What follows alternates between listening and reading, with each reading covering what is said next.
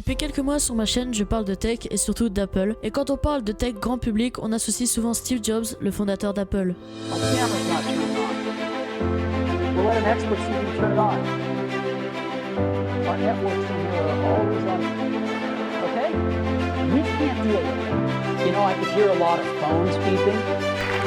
iPhone.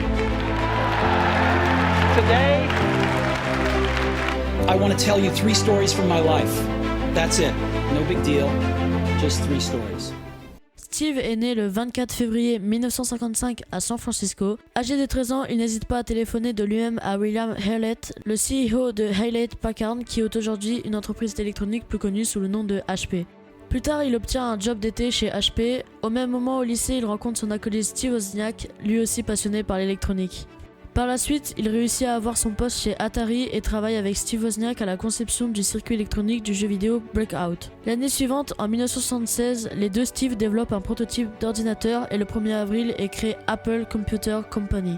Puis rapidement, il commercialise l'Apple II. La société entre en bourse en 1980 pour atteindre aujourd'hui les 2000 milliards de dollars de capitalisation boursière, mais restons en 1984, année où Apple dévoila le Macintosh, avec la souris qui aujourd'hui était encore utilisée quasiment sur tous les systèmes d'ordinateurs. Mais en 85, Jobs quitte son poste de PDG et Apple va connaître un petit déclin financier.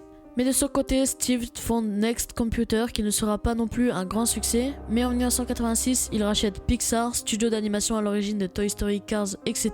Mais si vous voulez en savoir plus sur ce rachat et comment Jobs a ensuite collaboré avec Disney, je vous renvoie à la vidéo de Sofiane qui est très complète. En septembre 1997, Apple étant au bord de la faillite, rachète Next et Jobs revient à sa place de directeur.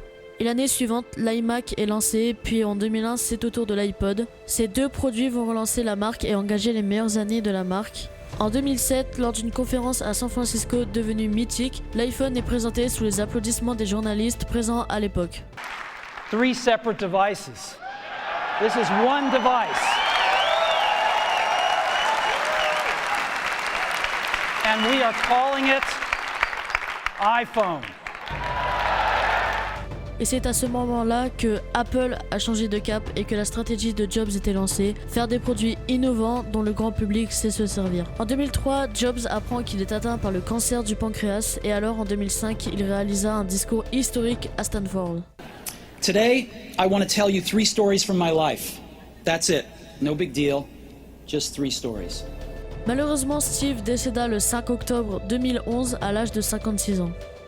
Steve Jobs a laissé derrière lui une trace indéniable dans le milieu de l'électronique grand public et était avant tout un entrepreneur et un visionnaire de génie qui a imaginé ce que vous avez dans votre main.